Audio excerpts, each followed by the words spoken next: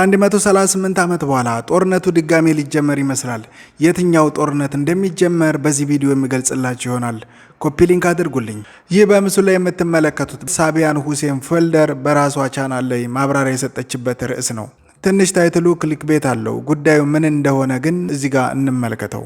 ሳቢያን ሁሴን ፌልደር ታዋቂ ቴዎሬቲካል ፊዚሲስት እና የሳይንስ ተች ናት ማለት ነው። በትናንትናው ዕለት በሰራችው ቪዲዮ ላይ ኤሌክትሪክሲቲን አስመልክቶ ይህንን አጋርታለች።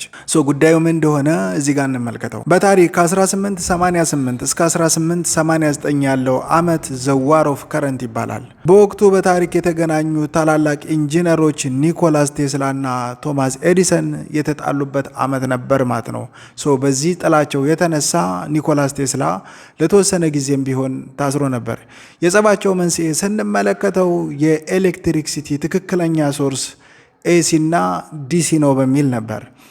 ኒኮላስ ቴስላ ኤሲ ፓወርን ያመነጨ ሲሆን ቶማስ ኤዲሰን ደግሞ ዲሲ ፓወርን ያመነጨ ነበር ማለት ነው። እንደሚታወቀው ኒኮላስ ቴስላ ዜግነቱ ሰርቢያዊ ነው።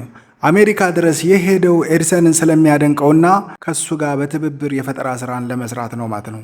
ቴስላ አሜሪካ ሲደርስ ኤዲሰን ዲሲ ፓወርን ተጠቅሞ ኤሌክትሪክ እያመነጨና እዛ አካባቢ ላሉ ማህበረሰብ እየሸጠ ነበር ማለት ነው።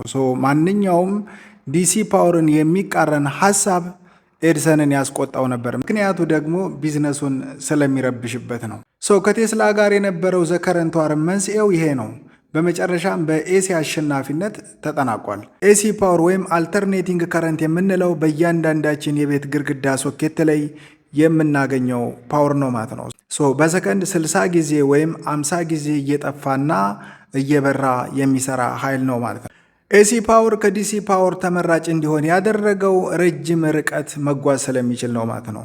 ኢቨን ቶማስ አልቫ ኤዲሰን በወቅቱ በኒውዮርክ ከተማ ሲያከፋፍል በየቦታው የፓወር ስቴሽኖችን በማስቀመጥ ነበር። ኤሲ ፓወር ግን ይህ አያስፈልገውም ማለት ነው።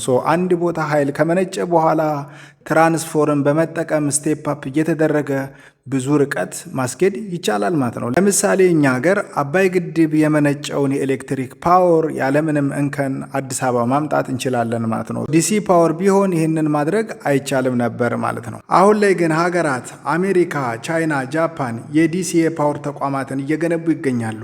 ሳቢያን ሁሴን ፌልደር በትላንትናው ቪዲዮ ላይም ከበር ያደረገችው ይህንኑ ነበር።